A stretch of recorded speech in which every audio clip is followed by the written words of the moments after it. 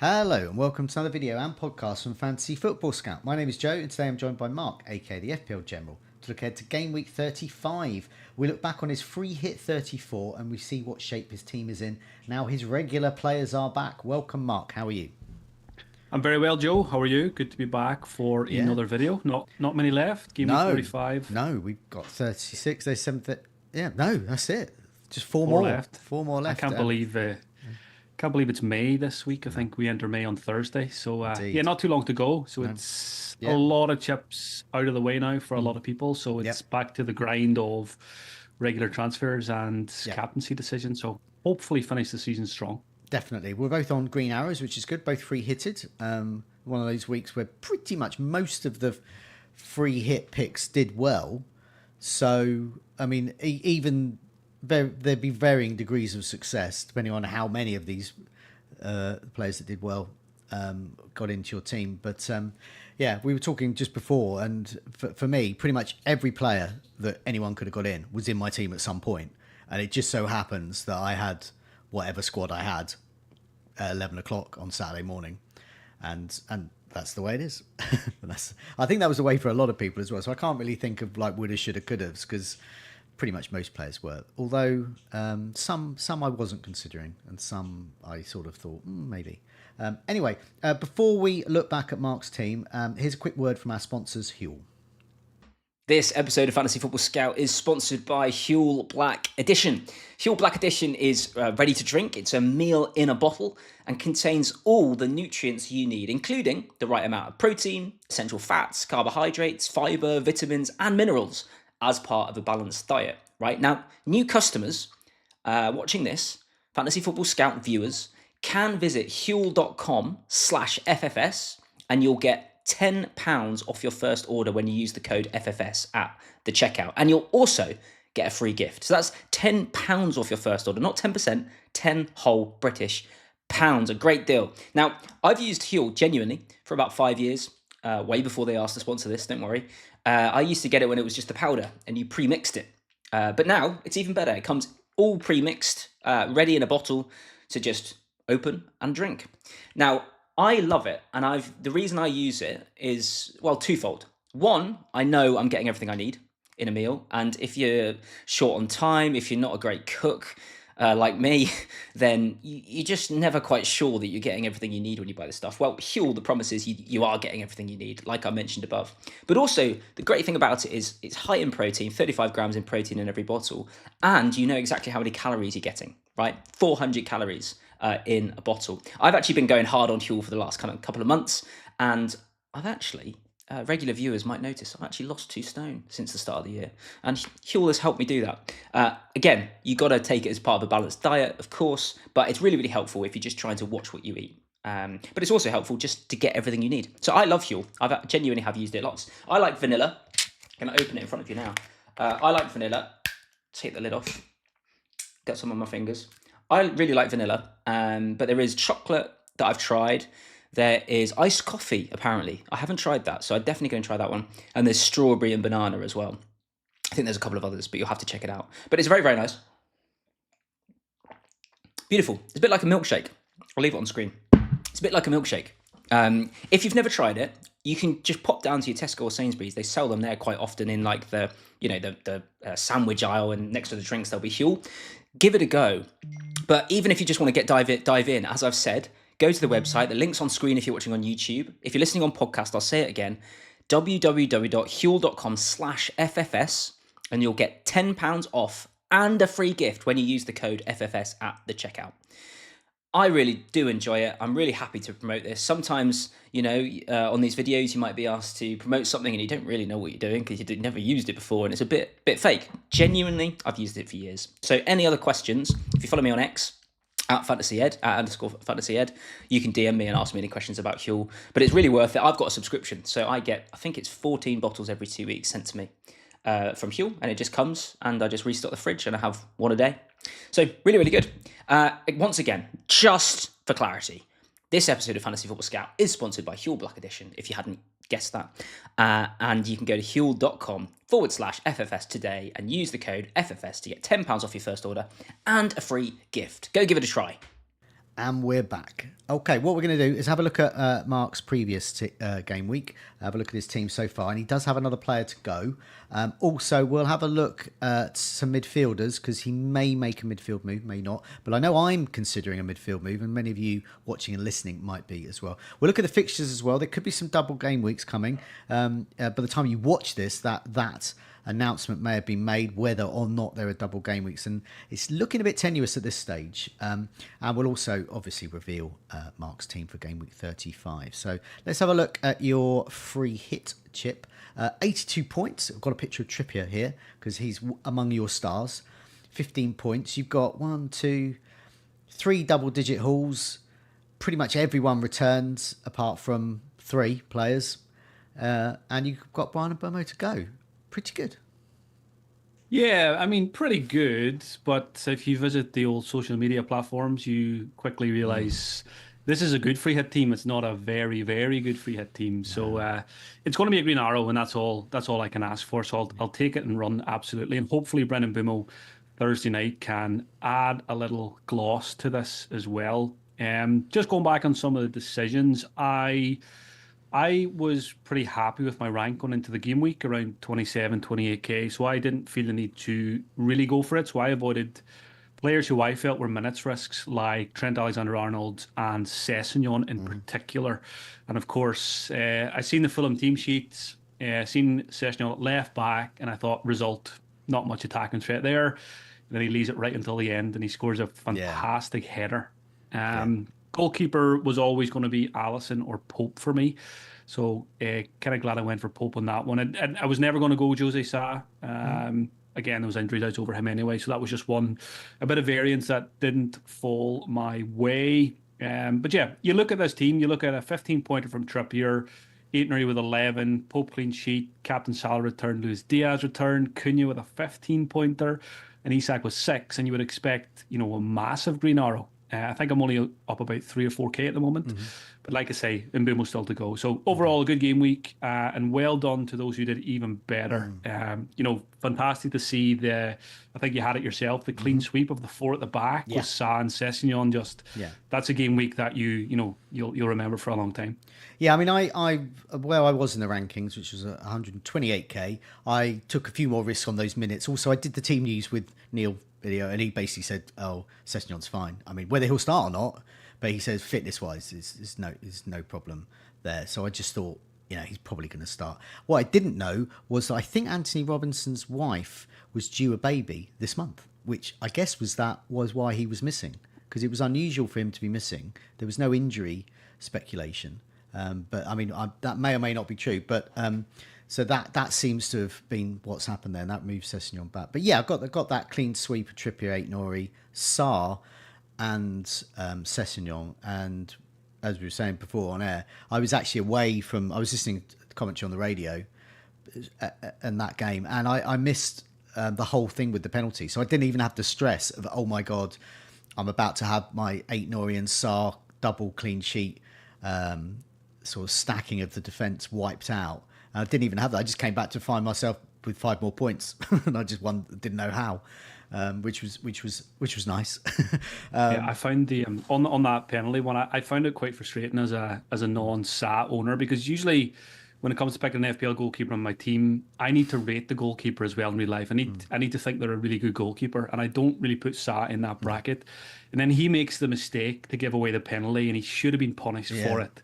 And he comes away with, what was it, a 12-pointer in the end. So that was a sore one for me to take. The way I looked at that was, I wanted to stack the defence, but not too much. I didn't want to go 3, but I wanted a double defence. And I did, and I looked at the clean sheets, and I thought probably the best one is against Leicester, because I thought Ipswich could score. They had the lap back. I thought Southampton could score because they just have a habit of scoring, just a goal. And so that's what I went for that. But yeah, I ended up with 104 points, but I'm all out. But the big thing for me is I think this is one of the, so far, I'm on 4,000 game week rank. And I don't think I've ever got that, even when there was only 4,000 players back in the day.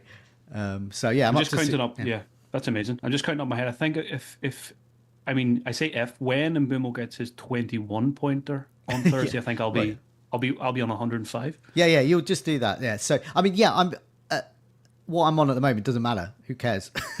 Because basically, I've got Chris Wood to go. He's like 30% owned around me. I've got Brian Mbomo. He's nearly half the other teams around me.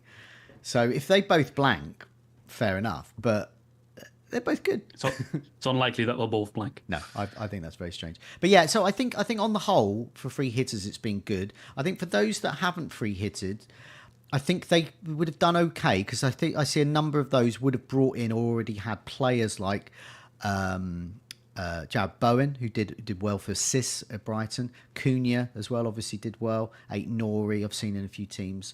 But they might not have gone for, say, for example, Luis Diaz. They might not have sort of stacked up on Liverpool players knowing that they, about to win the league. And they wouldn't have got in, perhaps, they certainly wouldn't have got Jose Sarr in or Strand Larsen or those types of players. But well done for those that did. But yeah, back to bad luck for me next week. Let's have a look at the fixtures, though, because I think this is quite interesting, because we've only got, as you said, those 4 games left. So I've sorted this by difficulty in the Fantasy Football Scout members area. And these show, annoyingly, the Ipswich are top. Who cares?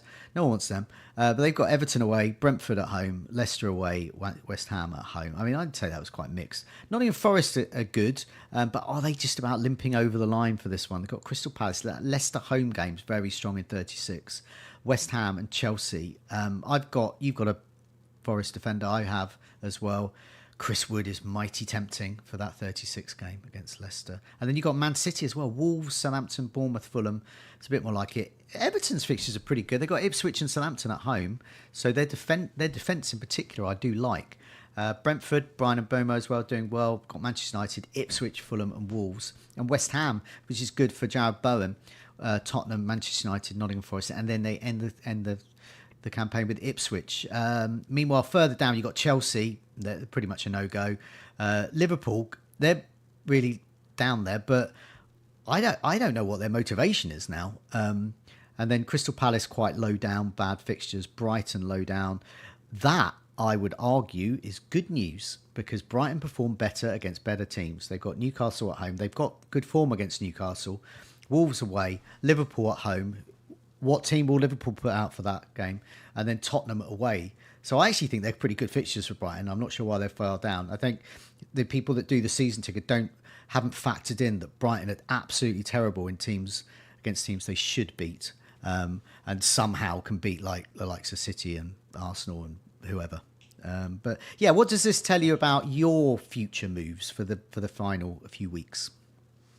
Yeah, I think it's probably the bottom of the ticker that kind of catches my eye more so, because Liverpool are the obvious one. It's going to be really tricky now with them in terms of what they're going to do now that the league is wrapped up. I still think someone like a Salah, I'll probably just write him out for the rest of the season and just leave it be. He should still get plenty of minutes. Crystal Palace, more importantly, a lot of us are tripled up already and they're towards the bottom of the ticker. Although I don't think the fixtures are too bad, because Forest at home is fine. It's not as tricky as it was maybe a few months ago. Tottenham away, good fixture for attackers in particular. And Munoz is basically an attacker himself as well. Wolves are very good at the moment, but it is a home game for Palace. And then Liverpool on the final day, with nothing to play for, is probably okay as well. So I was kind of thinking I would arrive at this game week 35, and my first port of call would be to start taking out some Crystal Palace players. But again, they were very impressive in the FA Cup.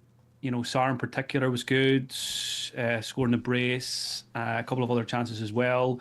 Munoz is one I'm never overly concerned about because he's got the attacking potential. So I think I might end up sticking with the Palace guys a bit longer than I anticipated, because I just like the team. Overall, I like the team. I know they don't always perform week after week, but when they do, there's a lot of potential for points. And Eze's been better recently as well, which I think is good for all of them. Towards the top of the ticker, again, no interest in Ipswich. As good as Liam Delap has been, I think it'll be next season we're picking him, playing for a different team, hopefully in the Premier League. He's been fantastic. Hope he gets the move he deserves. Nottingham Forest, again, I was on Chris Wood for a long time, and I could easily see myself going back there, possibly 36 home to Leicester, and then for West Ham, Chelsea afterwards. I've got Nico Williams if I ever need to use him, which is good. Manchester City as well. I'm currently tripled up with Gvardiol, who of course scores in the Cup. assisted by Marmoush's corner. Kevin De Bruyne didn't start the cup game, which is promising for Wolves on Friday night. We will talk about De Bruyne because one of the reasons I went for him a few weeks ago was I knew that City played a lot of the first kickoffs of the game week, and if there was early team leaks, I could act on selling Kevin De Bruyne. But if he starts obviously against Wolves, hopefully it's another 4 goals like he did previously.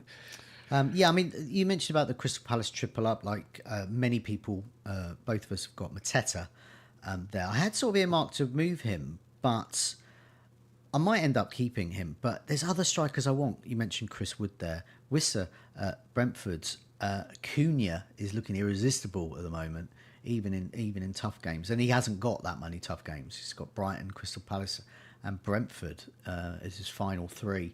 So I'm quite keen there. Also, we've got to factor in the possibility of some double game weeks in 36. These are very, very long shots, though. It's not like before. So we've got Spurs could possibly have Crystal Palace and Aston Villa. And by the same token, Aston Villa could possibly have Spurs and Bournemouth. Now, the situation there is that Spurs have asked the Premier League to move their fixture back, or move their fixture, rather, because they have potentially a final. They haven't got to the final yet, their club of the European competition, but they could do. And if so, they would have to play a Premier League game a bit before. I think Manchester United are in a similar position, but their game is on the Friday night, so they're fine. So they're on the Sunday evening, which is a nightmare anyway for Spurs fans to go all the way up to Birmingham and try and navigate their way back on Sunday back from Birmingham. But the problem with that is that that doesn't favour Villa. So they've asked that, and Villa have just and have sent a reply saying, don't think so, because that doesn't favour them. They're at home, and Spurs, the side they'll send out will be like, I don't know, us, Gary Mabbutt, I don't know. I mean, who knows who's going to play in that one, because they won't care about that. It doesn't matter to them. So that's in Villa's interest. So Villa won't want it moved. So that may not be moved. You've got one team saying move it, another team saying away. And then meanwhile, you've got City's FA Cup involvement. They could have Southampton and Bournemouth. That's brilliant. So you've already got that triple up there. But that might stay in 37. A lot of the people that sort of predict these things seem to think that could be the case. You might be watching this and you might find out it is a double game week in 36. So Bournemouth, meanwhile, could have Aston Villa and Man City. That's not as good. Palace could have Tottenham and Wolves could have Brighton and Crystal Palace, which is really good. But none of those could be doubles. Maybe one could, maybe none. So it's hard to tell.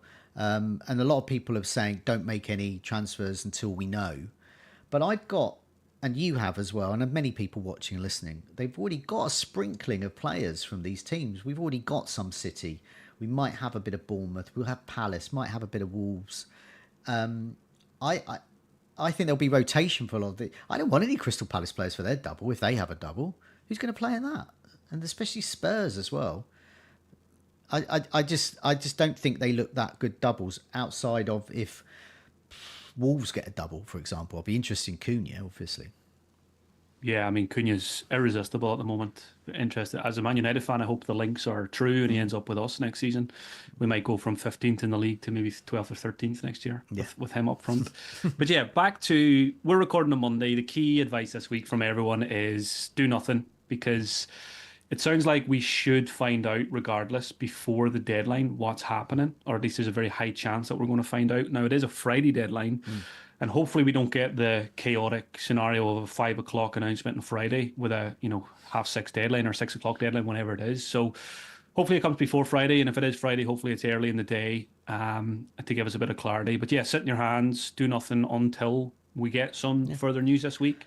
There's European games anyway. There's one more Premier League game to go. So whatever we're saying today, don't act on anything until later in the week. So yeah, I mean, both of us sort of follow that advice anyway, just because information's key. But if there's no news by the deadline, I think I'll make a transfer anyway, because for my own team. So I've got Anthony Gordon, for example, massive minutes risk. I've got Saka, massive minutes risk.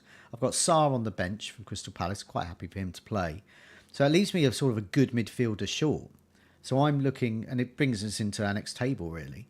So a bit midfielders to get in. And, I've got the likes of Jared Bowen, who's playing Tottenham next. Wow. and they've got Ipswich to finish the season with. That's captain time. So I'm very keen on him. Brian Mbomo is in your team, not in my team.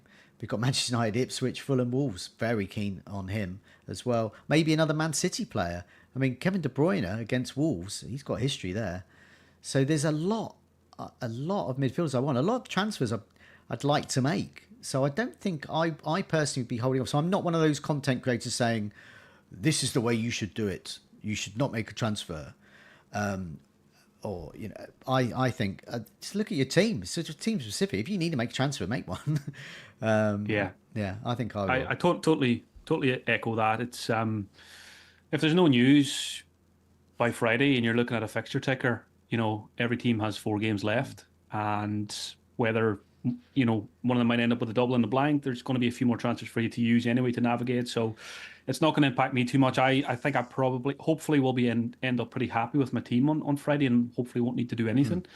But if there was a weak link in my team Friday evening, I wouldn't necessarily say, you know, you have to have 2 free transfers for 36. You know, get the points on the board in 35 with someone who's got a good fixture.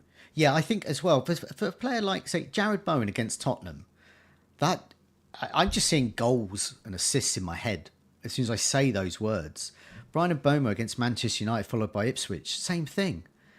I just think these are sorts of players that would be great to have anyway, and I think would easily pay back a hit if you think, oh, I need to take 2 free transfers to take a, you know, to field, you know, a few more double game week players if they should get a double. But I think that could easily pay that back. I think, you know. Yeah, that's good examples. Yeah, Bowen, Man City midfielder, Mbomo, there's probably a few more as well. You know, they can get you, you know, between 10 and 15 in one single game week. So, you know, being patient sometimes can go against you. So, yeah, don't be afraid to pull the trigger this week if you need to.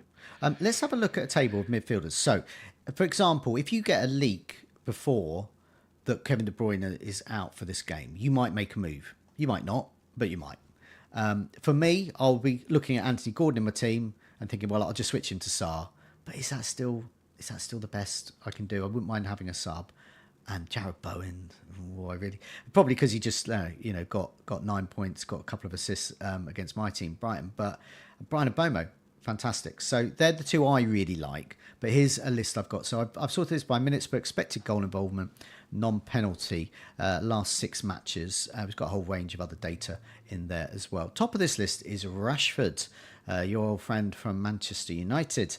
He's got 22 points his last 6 matches. Minutes per expected goal involvement, the best. Non-penalty every 119 minutes.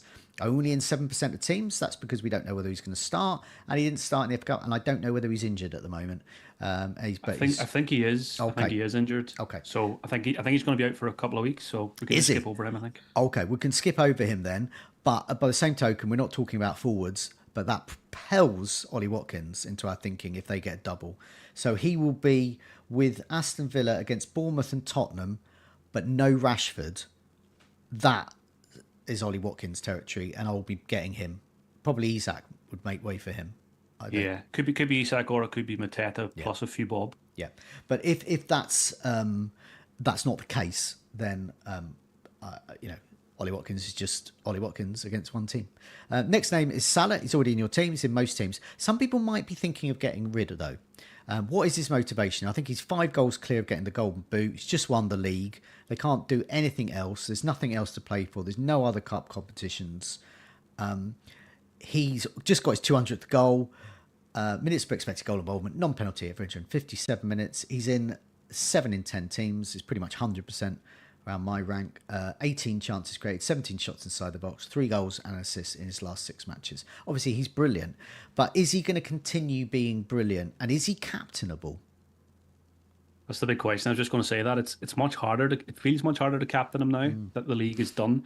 I think I probably will end up keeping him because there'll very often be something, you know, weaker in the 11 that needs addressing first. But I can certainly see myself captaining him less now for the final 4 game weeks and looking elsewhere and just really targeting, you know, really strong fixtures for certain players. I think I've got plenty of players that I can captain who've got more motivation among their teams. So, yeah, Salah for me, if you have him, you probably just hold him. But maybe for chasers, there's an opportunity there. You know, take him on for a couple of weeks. We spoke last week about my Monday captain, and I said, oh, my captain on Cunha. And you said he's your Monday captain. He'll be Salah by the end of the week. Obviously, I agreed, and it was Salah by the end of the week. But I would have got 30 points from Cunha if I'd have captained him. So you got enough points this week? I got enough. I could have got even more. But the point of that is my Monday captain, if I got him in on Monday, would be Jared Bowen against Spurs. Because Spurs have nothing to play for in the league. And I can just see him doing well in that. And just on Monday captains, my Monday captain is currently Salah, but I don't think it will be him by Friday. Ooh. Okay, well, we'll come to that when we look at your team, because that's intriguing. But also, looking at the future game weeks as well. So you look at Liverpool again. So Liverpool at home to Arsenal. Well, that's... I don't know. I mean, what is the motivation for either team? I guess there is that big pride for Arsenal to beat Liverpool. That would be a huge amount of pride for them. But after coming second, a good second to Liverpool. But at the same week, Chris Wood's got Leicester. Kevin De Bruyne, Marmoush, possibly Haaland is back against Southampton. Also, it could be a double game week. So you're going to swerve Salah anyway. Game week 37, way to Brighton. That's okay. But you look at, and I don't know though. It's not great, but it's okay. Crystal Palace, home to Crystal Palace in game week 38. Well, I think it's Saka, if we think he's going to play, away to Southampton, looks better. A Bournemouth player at home to Leicester looks better. Jared Bowen away to Ipswich looks better, I think. So, I think you're right. I'm not saying get rid of Salah, but I don't think he is the first choice captain now. I think we'll see a lot of fun captains on the final day, just reading through those fixtures there. So he's not... I'm definitely going to second guess myself every week now when it comes to captain and Salah. And I'm going to try and find the strength to go elsewhere with the armband. Yeah, definitely. And Chelsea's defence, they're not too bad at the moment. Okay, next up is Brian Mbomo. Minutes per expected goal involvement, non-penalty every 180 minutes. He's got 5 attacking returns, which is the joint most on this list. 2 assists, 3 goals. Obviously, he's your main man. Got you 18 points as soon as you got him in last week. 13 chances created, 9 shots inside the box. Absolute legend. I guess, is he going to be your captain this week? Home to Manchester United. He's going to be in the running, and it'll probably get influenced by how he looks on Thursday night, and if he delivers again, Mr. Consistent, I'll be very, very tempted to do so. I do like a home fixture for a captain, even though Salah is Salah, but just like Brentford, free flowing. They like scoring goals. Don't care too much about keeping clean sheets. So he's definitely going to be in the running. Okay. So we'll see how he does Thursday night first. Next up, Kevin De Bruyne. If he starts, he got minutes per expected goal involvement, non-penalty every 183 minutes. He's got a couple of attacking returns, a goal and an assist. He's playing Wolves next, which I think it was last season or the season before? We got that legendary score against them. 7 shots inside the box. Okay, there, and he created 10 chances. Would he be your captain? He's already in your side, but would he be your captain? Again, definitely going to be in the running. I quite like Manchester City at the moment. They're seem to be improving.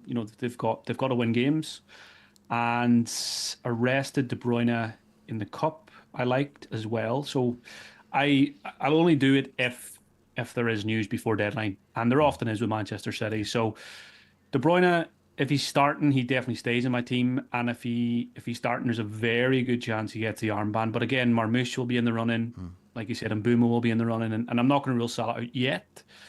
But I like those home fixtures more. Yeah. Next guy is the guy I'm thinking of bringing in for Gordon. It's between him and Mbomo. I think one of those will come in for Gordon if we don't get any double game week news. He's minutes per expected goal involvement, non-penalty, 195 minutes, 8 chances created, 11 shots inside the box, got 3 assists and 2 goals. And he plays the Spurs side with nothing to play for, and they've just been hammered by Liverpool in a game where they won't want to have been hammered 5-1. So, Bowen, not in your side, but he would probably be my top choice if I were you, if I was going to move De Bruyne on, which I personally wouldn't. Yeah, I gave Jared Bowen a lot of consideration when I brought in Brian Mbeumo last game week. So he was close to coming in, which means he could end up coming in before the end of the season. And if De Bruyne doesn't play, for example, or if another midfielder picks up an issue, then Jarrod Bowen will definitely be in the running. I like the fixtures. Tottenham is great. Man United's great. Forest is okay. It's a home game. And final day against Ipswich. And Jarrod Bowen, I just watched the highlights today from the weekend. He's playing in a pretty average West Ham team, but he stands out every week. He's so good. Yeah. Be surprised if he's still there next season. The ball in for the header at the end was fantastic. You know, got his goal. He's just so good. Yeah. And I don't like not owning him in FPL. I wish we had 7 or 8 midfield spots, and if we did, Bowen would probably always be in there then. Yeah, definitely. I mean, there's still a big regret on my wild card is getting rid of these two, Bowen and Bomo. I should have just kept them. But, you know, that's hindsight. You can always go back. Yeah, Kluivert's next on the list. Now, Evan Nilsson has got a 3-match ban at the moment. That may be appealed, though, but that would propel the next two guys into our thinking. Kluivert's still on penalties. He's got a goal and assist in his last 6 matches. Has been out for a little while through injury. And Dango Utara filled in up front for Evan Nilsson when he was out before and could do and probably would again. He's got no goals and assists here, but I put him in here because of the potential of playing up front there. And Bournemouth, they've got Arsenal away, but Arsenal, that's a game sandwich in between their PSG games. And they've got Aston Villa and Man City and Leicester. So it's that final game, really, that I'd really want them. So possibly could hold off, but I do like them, especially for that final game. Yeah, and I hadn't thought about the Utara thing with the Evan Nielsen suspension. You kind of forget about him since Evan Nielsen came back, but he was so good when he was playing that role. I still probably would go Kluivert.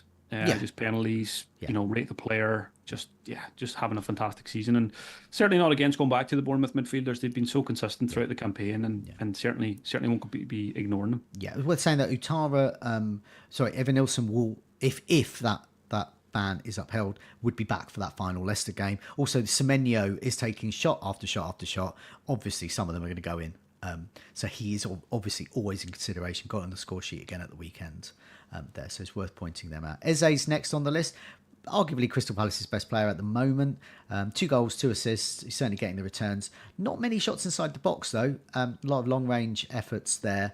But chances created, only 4. So underlying stats not great, but he is doing the business there. I can't remember with your team. He's not in your team at the moment, but no, I've got Sar. So it's I don't have space for Eze because I'm tripled up with Munoz, Sar, Mateta.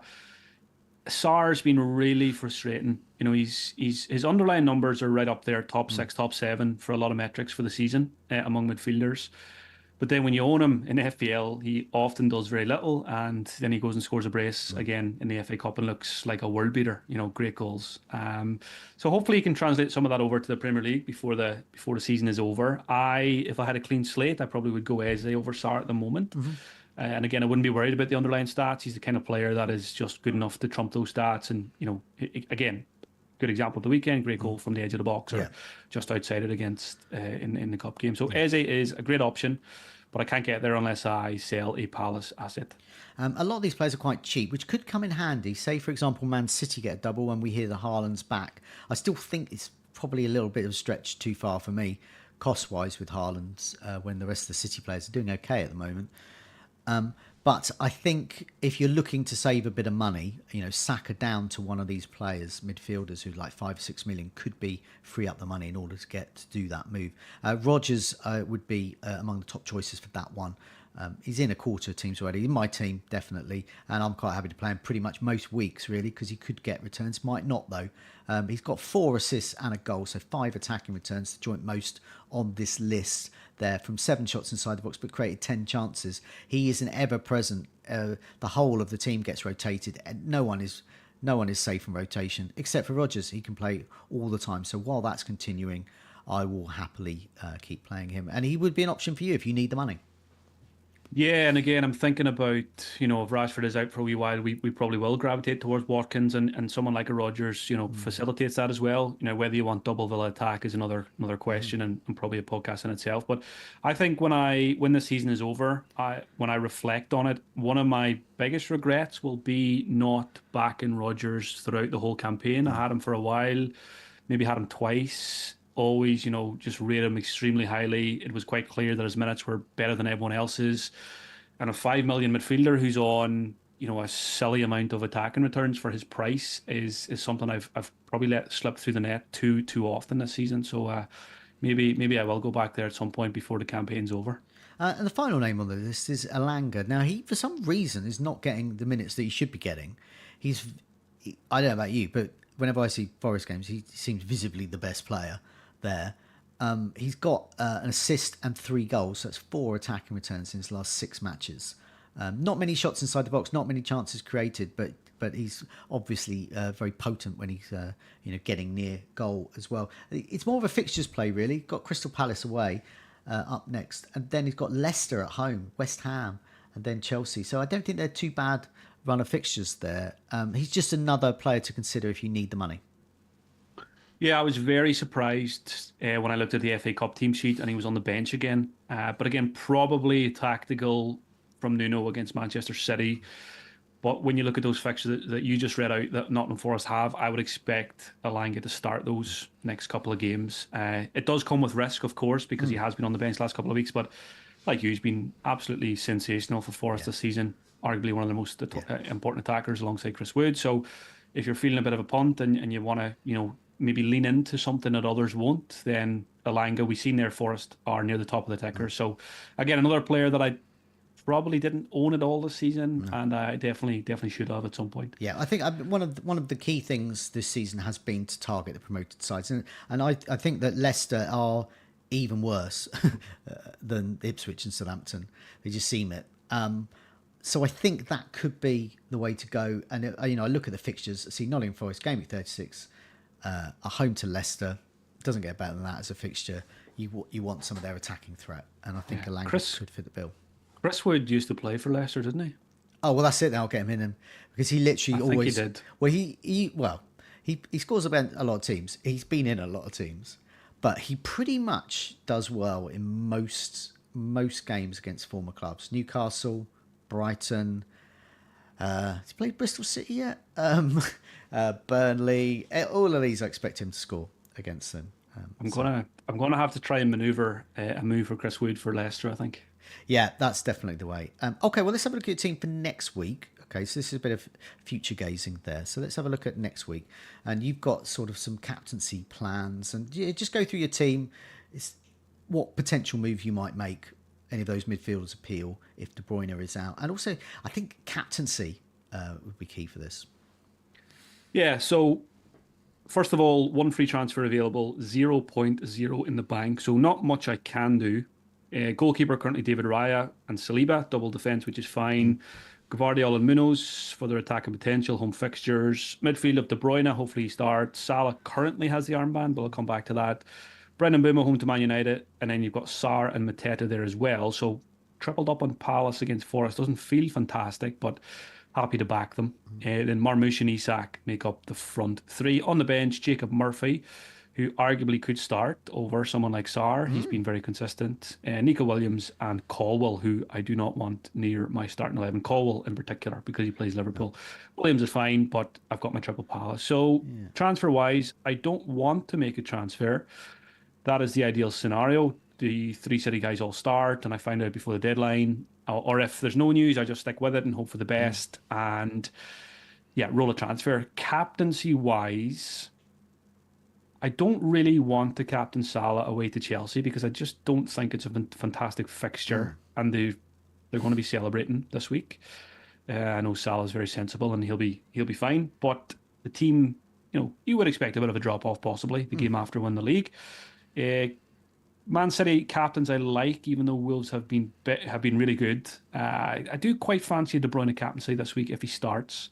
But only if he starts, and if not, I'd probably go Marmoush if there's no team news. Mbumo's in the running. Isak against Brighton, I don't even mind that, although Isak looked pretty rusty at the weekend. A lot of scuffed chances, and I think Eddie Howe even mentioned that. Also, Brighton against the teams, looking at those fixtures, you've got to totally reverse your thinking about these fixtures. Isak against Brighton, I don't like as much because I think Brighton can be better. Yeah, and I do like a home captain, so don't think I would captain a Palace asset against Forest. So it's between De Bruyne, Marmoush, Salah, and Mbumo. Yeah, I think I think for me, currently on Salah, I think only Jared Bowen would persuade me otherwise. It's just that Tottenham game. I just think there's so many routes to points with Jared Bowen.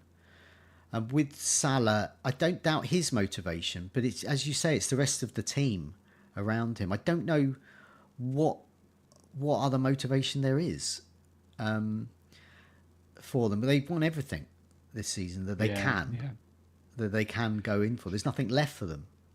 Yeah.